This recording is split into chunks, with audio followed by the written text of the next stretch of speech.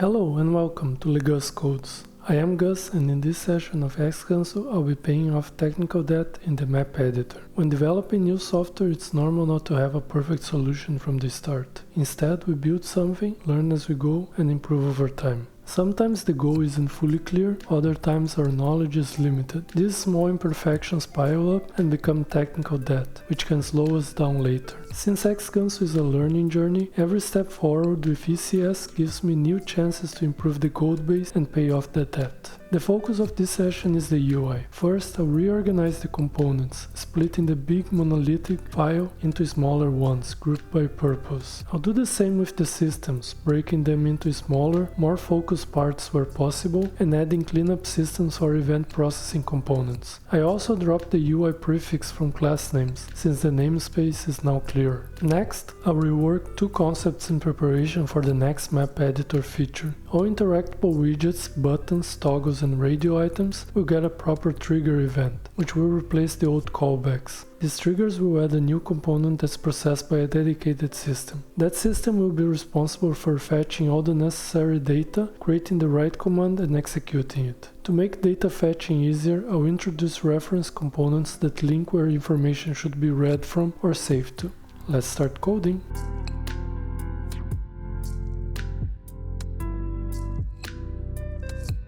In this part, I'll be refactoring the UI components. Since the beginning of xganso, all components have lived in a single file, creating a huge monolith. That made the organization messy, harder to find components, manage imports, and keep things clean. To fix this, I'll split them into 6 modules: data, formatting, layout, input, render, and state. Each module will contain the components related to its purpose. And with this clear namespace structure, I can finally drop the UI prefix from the component class names.